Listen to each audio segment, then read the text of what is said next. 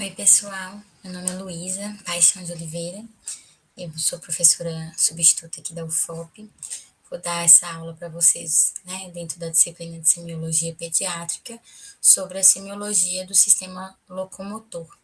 É um tema bem difícil, confesso para mim, né, que a gente não tem muito manejo, mas vou tentar dar o meu melhor para vocês, tá certo? Então, começando pela definição, né, o sistema locomotor é o sistema formado pelo tecido ósseo, muscular, articular, pelas estruturas periarticulares que interagem de uma maneira ordenada para que a gente possa sustentar o nosso corpo e para que a gente possa se movimentar. Dentro desse sistema locomotor, a gente tem a composição por várias estruturas. Né? Nela a gente tem os ossos, que são os órgãos rígidos, conjunto de órgãos rígidos que constituem o nosso esqueleto, né? A principal função desses ossos aí é essa sustentação que a gente tem, é a formação desse tecido ósseo é por células de matriz extracelular rica em cálcio, que vocês já sabem disso, né? As principais células são os osteócitos, que vão tem a principal função de manter essa estrutura da matriz, os osteoblastos, que vão produzir essa matriz orgânica, e os osteoclastos, que vão ser são células responsáveis por reabsorver essa matriz orgânica do osso.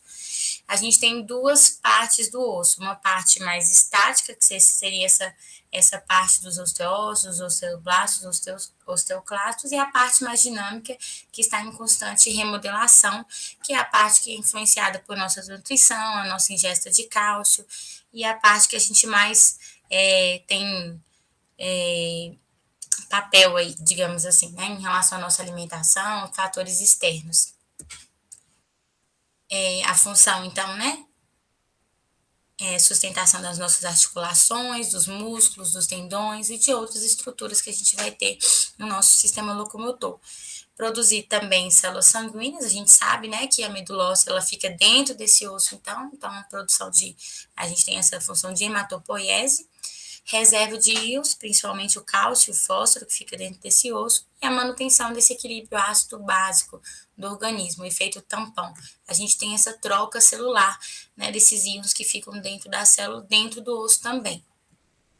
A gente também tem dentro desse sistema locomotor os músculos, são estruturas individualizadas que cruzam uma ou mais articulações pela sua contração e pela sua contração são capazes de transmitir o movimento que a gente tem, né? Daí sua importância. São formadas por células que são as fibras musculares, função de locomoção, e elas são controladas pelo sistema nervoso central e periférico. Então, qualquer alteração que a gente tenha, às vezes o paciente não tem nenhum distúrbio muscular, mas se ele tiver algum distúrbio do sistema nervoso, talvez tenha algum distúrbio de locomoção nesse sentido. Então, se a gente tem um distúrbio, para a gente ter essa contração muscular, a gente precisa de ter a contração e o relaxamento. Então, para a gente ter a locomoção adequada, né?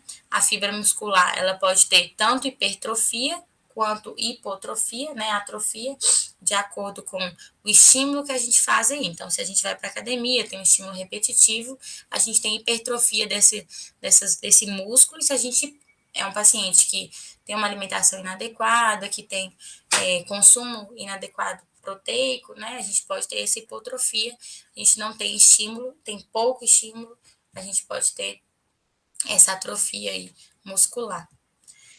A gente tem também as articulações, que são responsáveis por conexões naturais entre dois ou mais ossos. Então, dentro das articulações, a gente tem dois tipos de formação: as fibrosas e as cartilaginosas, que têm pouco ou nenhum movimento e são separadas por tecido fibroso ou cartilaginoso, e as articulações sinoviais, que têm maior amplitude de movimento, são separadas por uma membrana sinovial. Elas são suscetíveis a processos inflamatórios, infecciosos, vasculares e traumáticos, né? Então, a gente sabe, né, que a gente tem artrite, né, um processo inflamatório, né? Então, a maioria das vezes muito comum aí que vocês já ouviram falar. Então, em relação a essas articulações, a função dessa articulação é estabilizar a zona de união entre esses vários segmentos dos esqueletos, né, entre esses ossos, permitindo a mobilidade entre eles. Se a gente tem algum componente desse daí, a gente pode ter um dano reversível ou irreversível entre essas articulações.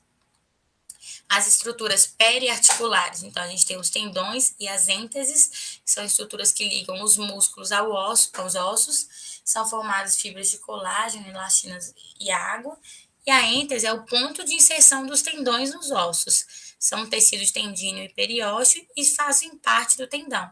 Então, estão muito próximos da cartilagem articular e em algumas artropatias inflamatórias, então, quando a gente tem artrite relacionada à entesite, que é comum na artrite idiopática juvenil, que é muito comum na infância, a gente vai ter essas ênteses dolorosas à palpação, nesse ponto daí, né, esse ponto do tendão. A gente tem ainda o ligamento, que é feito de tecido conjuntivo fibroso, que são formadas por fibras de colágeno e elastina, que conectam um osso ao outro, né, essa articulação aí também. E tem essas faces que são tecidos conjuntivos que vão envolver esses músculos formados por proteínas, proteinoglicanos e água aí também. Isso, na verdade, são os componentes, né, desse sistema locomotor, só dando um geral aí, que não é o objetivo da nossa aula, né, que o objetivo é mais a semiologia mesmo, é só para a gente lembrar dessa formação aí. Então, toda vez que a gente tem uma queixa do aparelho locomotor, do sistema locomotor, como a gente pode dividir? Né? A gente tem queixas, doenças ortopédicas, que podem ser traumas, malformações, a gente pode ter doenças reumatológicas, a gente pode ter doenças infecciosas, doenças neoplásicas e doenças genéticas neurológicas. Para a gente dividir, para onde que a gente vai isso daí, né, dentro dessas doenças, de todas as possibilidades, a gente tem que fazer uma anamnese bem detalhada, um exame físico bem detalhado dentro do sistema locomotor. Dentro da anamnese, a gente tem uma queixa principal, né, essa história detalhada. Os pais ou responsáveis pela criança, então, tem que relatar com detalhes todas as queixas. Os adolescentes, às vezes, a gente tem que reservar alguns minutos, né, então, às vezes, pede para o pai sair, conversa detalhadamente com aquela criança, como é que está sentindo. Às vezes, a gente sabe que o adolescente, às vezes, não vai falar abertamente quando o pai está perto, né? Então a gente tem que perguntar esses aspectos psicológicos. A gente sabe que dentro do aparelho locomotor, né, a gente pode ter uma queixa de dor, uma dor psicológica que às vezes a gente tem que valorizar e que pode realmente existir. Então, né, dentro da adolescência a gente tem que valorizar isso daí também, tá? E dentro da idade, a gente tem as principais dores, né? Então, dentro, por exemplo, a febre reumática, né? A gente pode ter dor nas articulações, várias articulações, dependendo. E aí vai ser mais comum no paciente maior que 5 anos, que é com a idade que a gente tem mais infecção estreptocócica, né? Febres nos bebês, a gente tem síndromes febris periódicas, que vão ser também as doenças exantemáticas. A artrite idiopática juvenil pode acontecer em qualquer idade. A doença de Kawasaki é mais comum também em bebês. A púrpura de Raynaud-Schonlein, então, crianças de 2 a 6 anos de idade. O lúpus, mais comuns em adolescentes. Então, de acordo com a idade, a gente vai identificando, pensando, direcionando também para qual doença que a gente pode, para qual grupo de doenças do aparelho locomotor a gente pode ir em relação ao sexo e etnia, né? Então, quando a gente pensa, né, em sexo feminino, masculino, sexo feminino, artrite idiopática juvenil, dermatomiosite, lúpus e Takayama é mais comum. No sexo masculino, a PAN, né, poliarterite nodosa, espondilite, anquilosante é mais comum. Traumas, neoplasias, infecções, né, são nos dois sexos, então não tem essa diferenciação. E aí a gente tem, em relação a mais comum em asiáticos, né, a febre familiar do Mediterrâneo, que seria um quadro de febre, dor abdominal, dor nas articulações, dor torácica, lesões de pele, que é um quadro comum nessa população que a gente tem que ficar de olho. E na população de afrodescendentes, a gente tem lúpus, que é de pior prognóstico. Então, uma anamnese dirigida para quando a gente tem sexo e etnia diferentes. Além disso, a gente tem que olhar em relação à duração dessa queixa, então se é uma queixa aguda, menor que 6 semanas ou crônica, como que ela iniciou, se é abrupto, gradual, se essa dor vai e volta, se esse edema vai e volta, se teve algum trauma, né, se caiu, machucou e aí por isso que inchou essa perna, se caiu ou se teve uma febre, teve uma dor de garganta e aí daqui 2 semanas que começou a surgir esse edema. Então, qual foi o fator desencadeante? Como é que isso interfere na atividade? Se ele deixa de ir para a escolinha, deixa de brincar com os colegas, quer ficar só deitado, O que que alivia? Ah, não, ele não precisa de nada, só dormir que melhora, só fazer uma massagem que melhora, ou ele tem que tomar remédio o tempo inteiro, né?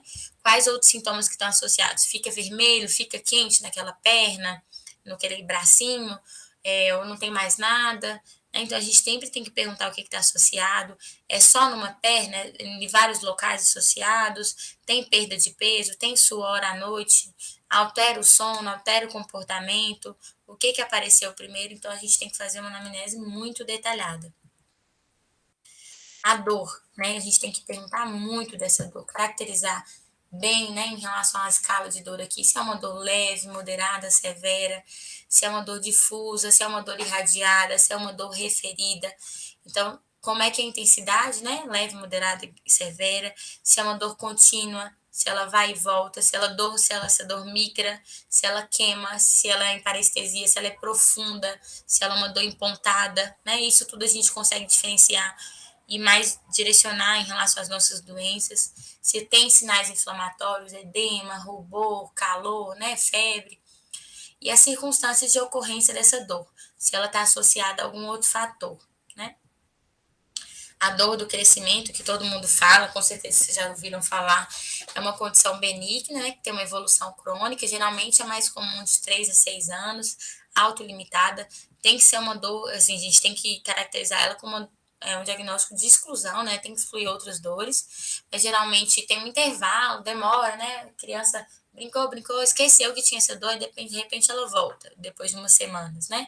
Geralmente é mais à noite, depois que a criança foi para a escolinha, brincou um tanto, mais nas duas perninhas, bilateral, na parte anterior das coxas, das canelinhas, pode ser nas panturrilhas, né? Então, mais os membros inferiores. E o exame físico resta tudo normal. Então, não tem edema, não tem calor, não tem rubor, não tem sinais inflamatórios. E não é uma dor forte, não é uma dor intensa que demanda muito remédio. Então, você toma um analgésico forte, fraco, um anti-inflamatório fraco, faz, não, só com a massagem da mãe resolve. E aí, então, essa é a famosa dor do crescimento, tá? Então, em relação a essa dor, o que é mais comum a gente pensar? Se é uma dor articular, que tem aquela rigidez, né? Que a criança ela já levanta com a rigidez na hora de despertar, a gente tem que lembrar da artrite idiopática e juvenil. Se é uma dor que, na hora que você movimenta, na hora que você pega peso, você já tem dor, então é uma alteração mecânica. Será que teve alguma ruptura de ligamento, alguma coisa assim, né? Uma dor em repouso e movimento, então está inflamado alguma coisa, que qualquer movimento que você faz, né? Então tem alguma coisa inflamada. Se é uma dor localizada e profunda, a gente tem que afastar uma neoplasia. Então, por exemplo, se está só a perninha que está sentindo dor, que não consegue mexer, não consegue deambular, tem alguma coisa errada naquela perna, né? Vamos pedir um raio-x, vamos investigar. Se é uma dor intolerável e que não interfere na qualidade de vida. Então, assim, tá tão grave, mas continua fazendo tudo. A gente tem que pensar nessas doenças psíquicas, né? A artrite, então, é quando a gente tem esses sinais inflamatórios, que eu já falei, nessas articulações. A gente tem que caracterizar se é uma articulação, poucas articulações, ou quando são muitas articulações acima de 5. Se é nas duas, né, simétricas, ou se a gente tem assimétrico, então, por exemplo, um ombro e um joelho, né, então é assimétrico, se são nas pequenas, nos dedos, ou nas grandes ombros, né, joelhos, grandes articulações, como se instalou, então se foi piorando aos poucos, ou se foi de uma vez que teve um óbito abrupto ou gradual, se foi através de um trauma, caiu e machucou, ou se foi através de uma infecção, né, então a gente pode ter um quadro de artrite séptica, né? A criança machucou, teve um machucado local, então veio a bactériazinha, colonizou, machucou aquilo ali, daqui a pouco veio a artrite, então é uma artrite séptica, né? Se tem alguns outros sintomas associados à rigidez que eu falei com vocês, se tem sinais sistêmicos, paciente com febre, prostração, vômito, se limita o movimento, né? Então, o paciente não está conseguindo deambular por causa daquele joelho, daquela perninha. E se é agudo, né? Se é o trauma infeccioso, como eu já falei. Em relação à fraqueza e à fadiga, a fraqueza é quando a gente tem perda de força muscular, a gente também tem que caracterizar em relação à intensidade e evolução, se como é que você pior, o que piora, o que melhora e como é que é essa crise, né? Então, se é proximal, é tipo, o paciente tem dificuldade, por exemplo, a subir a escada, para levantar da cama, a gente pensa mais no lúpus, numa dermatomiosite. E se há uma fraqueza mais distal, a gente pensa mais numa neuropatia. O paciente não consegue segurar o objeto, porque é mais distal, ele não consegue carregar o peso. Mais uma esclerose múltipla, uma distrofia muscular. E na fadiga, é uma queixa de enfraquecimento resultante de tudo, né? De um esforço físico. O paciente deixa de fazer as coisas comuns, de querer sair, de querer brincar, ele só quer ficar repousando por causa dessa fadiga. Além disso, a gente tem que perguntar a história do crescimento, do desenvolvimento, desde o pré-natal. Então, infecções congênitas, se a mãe fez sorologia adequada, se usou droga, se, como é que foi a gestação toda, né? Se teve algum trauma. Se esse paciente teve alguma infecção antes, né, pensando em febre reumática, infecção viral, bacteriana, se teve trauma, se teve uso de medicação, a gente sabe que existe o lúpus induzido por drogas. Se teve alguma manifestação cutânea ou ocular pregressa, pensando em psoríase, fenômeno de Raynaud, né, nos dedos, uveíte, pensando nos olhos, então a gente tem que pensar em outras doenças reumatológicas. Se tem distúrbio psíquico, que transtornos familiares, então quadros articulares psicogênicos, então tudo para a gente direcionar para aqueles 5 grupos que eu mostrei para vocês lá, dos 5 grupos de doenças que a gente pode ter, tá? Importante a gente fazer essa anamnese completa. A história familiar, por exemplo, a espondilite anquilosante, a gente sabe que tem uma história de caráter familiar definitivo, então é muito importante. Infecciosa, tuberculose, a gente pode ter dor, então também tem que perguntar da localização, se tem outra pessoa também na família. A imunização, então as vacinas, a gente sabe que depois pós-vacinal a gente também pode ter dor articular e tudo, né? A história social e econômica, principalmente em questão infecciosa e psíquica. E o exame físico, um exame físico super completo, né?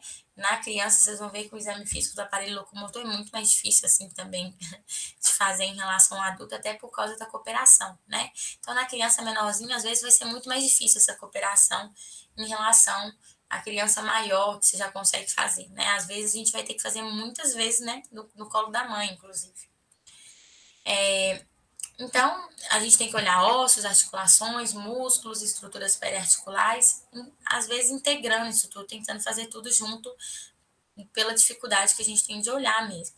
Então, avaliar, né, fazer inspeção, palpação, movimentação, olhar a postura desse paciente. Então, primeiro, tentar colocar, né, na hora que você olha ele em pé, olhar sempre expor os ombros, tirar a blusinha desse paciente, olhar como é que tem o dorso, né? Se essa lombar, como é que está a postura, o perfil da coluna cervical, torácica, ver se a gente tem lordose, ver se a gente tem lordose, ver se tem cifose, ver se tem escoliose, ver como é que está o desvio dessa escoliose, como é que é essa angulação, se for uma escoliose importante dentro dessa escoliose, né? Então a gente tem esse teste de Adams, que é a gente pedir para esse paciente ficar nessa postura fletida, né? E aí a gente consegue medir aí como é que está essa angulação, flexão da coluna, né?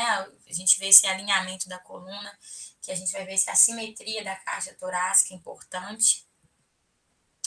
Além disso, a gente na região cervical, então vamos testando a flexão, extensão do pescoço, né? Então, faça flexão e extensão nesse paciente colaborativo, né?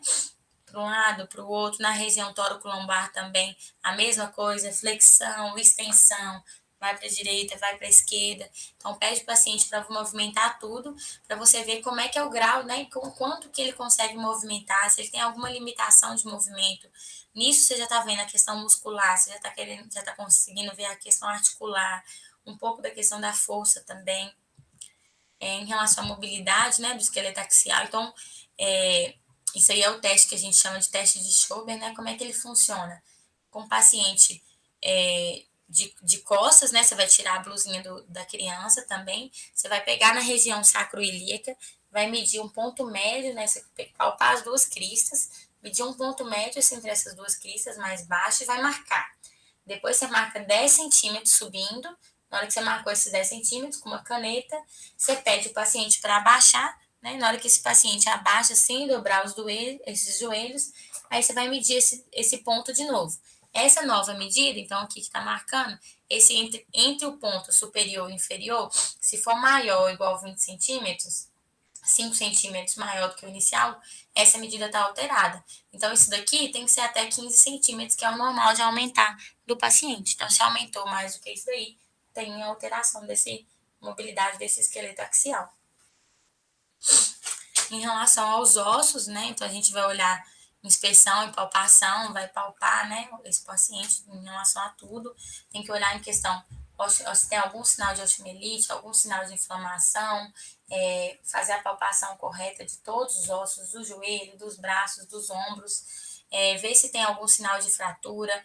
É importante ver, palpar a região de coluna, principalmente em bebês, ver se tem algum sinal inflamatório, ver se tem algum aumento de volume, né? Principalmente pensando em osteosarcoma, se tem alguma perda de peso, febre, né? Pensando em neoplasias.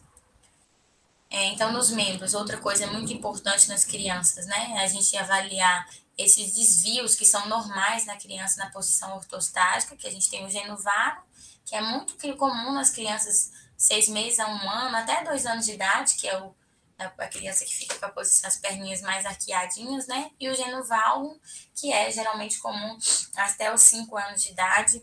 Então, geralmente, a gente acaba esperando que a criança melhore isso daí até quando ela faz 5 anos. Se a gente não tem uma melhora, a gente acaba tendo que encaminhar o paciente para tentar corrigir essa posição.